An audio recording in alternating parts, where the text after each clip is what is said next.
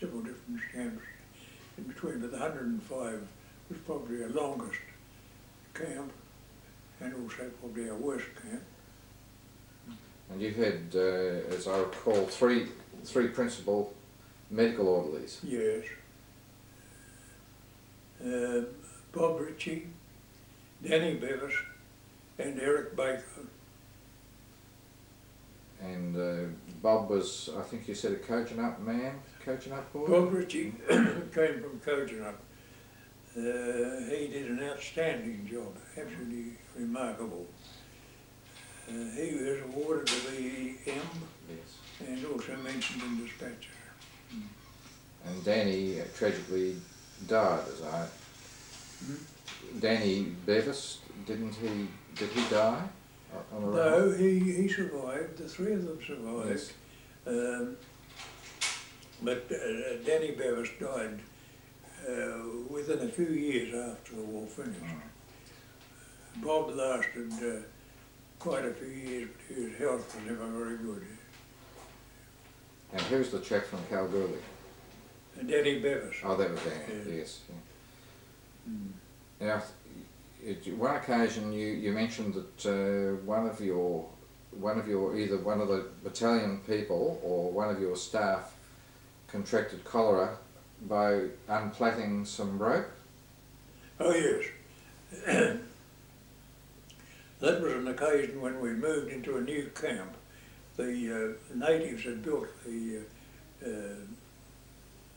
ADAP huts there, and they'd just moved out and we moved in.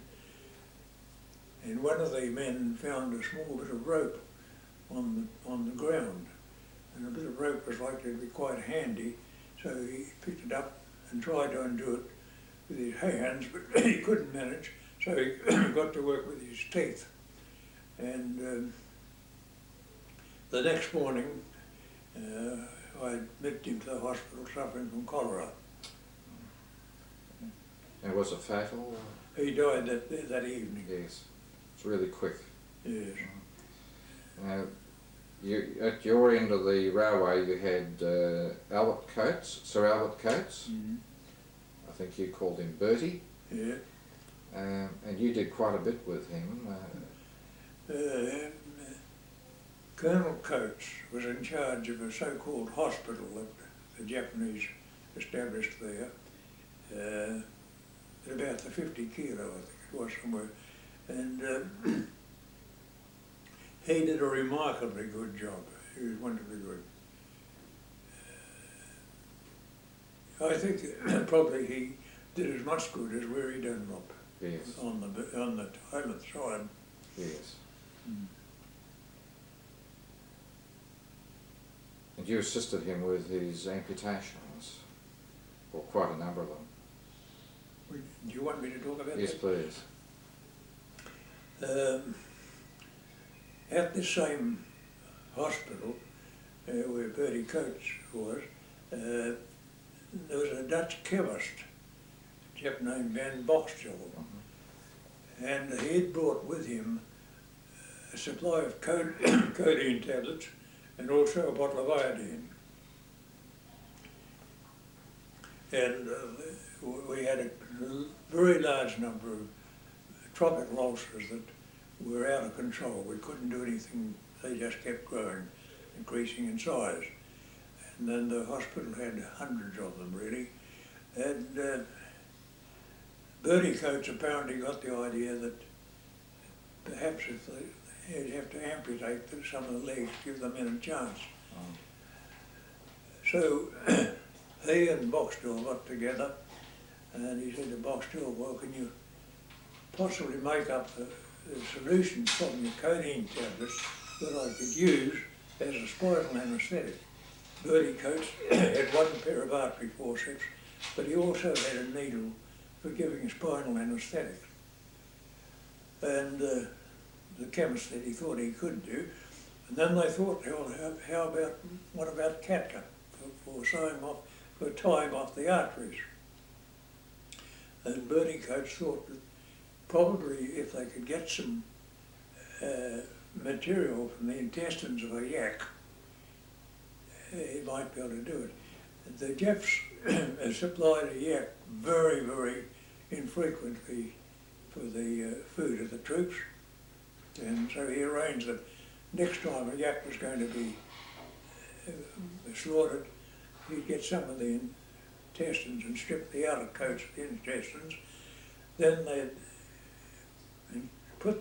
wash these pieces and put them in the iodine, and leave them in the bottle of iodine for a week, and they'd consider they were sterilised.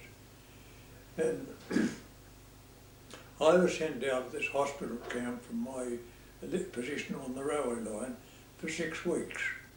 And I got down there just as Bertie Coach was ready to start his operations of amputations.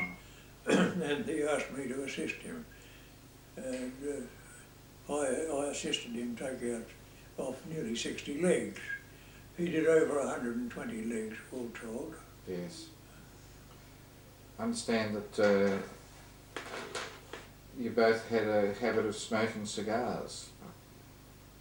Yes, at that stage we were able to get some Burmese cheroots, black juicy things, and they were a coolie type of, the lowest type of tobacco you could get.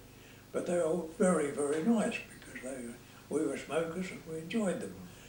And some of the ulcer cases smelt very badly. Not all of them, but some of them did have a very bad odour.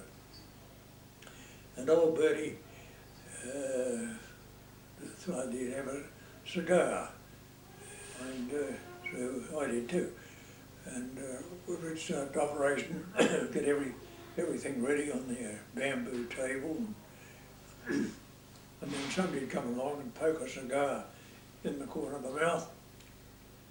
Somebody else would bring a stick from underneath the steriliser and light the cigar, and away we'd go. It was like fumigating the area, was it? Well, that seemed quite nice. And if the ash got bad, you just turned the head and somebody'd knock it off for you. Yes. A lot of teamwork. Yes. With the Japs, did you ever have any association with any of the Jap people who were in charge that was reasonably acceptable? Yes. Before we started work on the railway line, we had a few weeks at some town there, and things weren't too bad. And then working on aerodromes, but the work wasn't terribly heavy. And there was a Japanese there, I think he was second in charge of the show, and he called all the troops together on one occasion and gave us an address. And he was apparently a lieutenant, and he told us all that his workplace was Nissan Motor Company in Tokyo.